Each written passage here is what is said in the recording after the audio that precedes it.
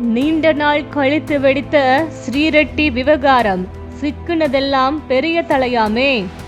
ஆந்திராவில் பிறந்து வளர்ந்து தற்பொழுது திரைப்படங்களில் நடித்து வரும் நடிகையாக ஸ்ரீரெட்டி இருந்து வருகிறார். இவர் கடந்த 2011ஆம் ஆண்டில் நேனு நானா அப்பத்தம் என்கின்ற திரைப்படத்தில் முதல் முறையாக அறிமுகமானார். தெலுங்கில் வெளியான இந்த திரைப்படத்திற்கு பிறகு அரவிந்த் 2 மற்றும் ஜிந்தகி போன்ற திரைப்படங்களில் நடித்து வந்தார். குறைவான அளவில் திரைப்படங்களில் நடித்து வந்த போதிலும் இவரை தெலுங்கு மற்றும் தமிழ் மொழியில் உள்ள அனைவருக்கும் தெரிந்த ஒருவராக இருந்து வருகிறார். இதற்கு முக்கிய காரணம் ஆந்திரா மற்றும் தமிழ் போன்ற சினிமாக்களில் நடிக்கும் பொழுது அதில் மறைமுகமாக நடக்கும் பல வேலைகளை இவர் வெளிச்சத்திற்கு கொண்டு வருவது மிக முக்கிய காரணமாக இருந்து வருகிறது.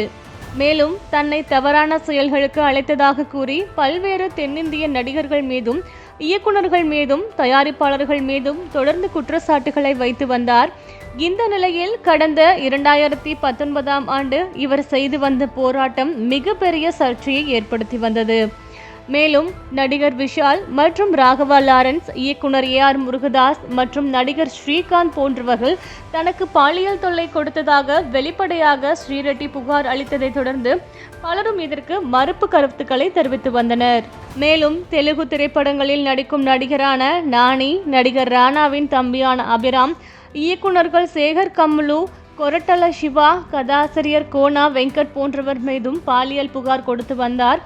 இதனைத் தொடர்ந்து சமீப காலங்களாகவே ஸ்ரீரெட்டி இது போன்ற சர்ச்சைகள் எதையுமே கிளப்பாமல் தனது சொந்த ஊரில் சமையல் செய்வது, லைஃப் ஸ்டைல் மற்றும் ஃபேஷன் போன்ற வீடியோக்களை யூடியூப் போன்ற இணையதள பக்கங்களில் பதிவிட்டு வருகிறார்.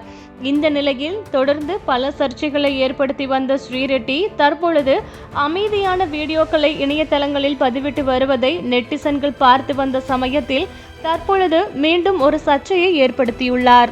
ஆனால் இந்த முறை சினிமா வட்டாரத்தில் உள்ளவர்கள் மீது எந்த ஒரு சர்ச்சையும் ஏற்படுத்தாமல் அரசியல் ரீதியாக உள்ளவர்கள் மீது சர்ச்சையை ஏற்படுத்தியுள்ளார். அவர் சர்ச்சை ஏற்படுத்தியது யார் என்றால் ஆந்திர மாநிலத்தின் முதல் மந்திரியான சந்திரபாபு நாயுடு மீதும், ஆந்திர மாநிலத்தின் துணை முதல் மந்திரி பவன் கல்யாண் மற்றும் மந்திரி லோகேஷ் அனிதா ஆகியோர் மீதுதான்.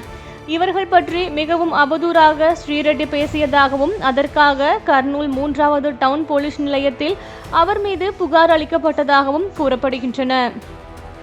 இதனைத் தொடர்ந்து நடிகை ஸ்ரீரெட்டி மீது அவதூறாக பேசியதற்காகவும் தவறான கருத்துக்களை கூறியதாக அவர் மீது பல பிரிவுகளின் கீழ் வழக்கு பதிவு செய்யப்பட்டுள்ளதாகவும் அவர் விரைவில் கைது செய்யப்படுவார் என்று செய்திகள் பரவி வருகிறது.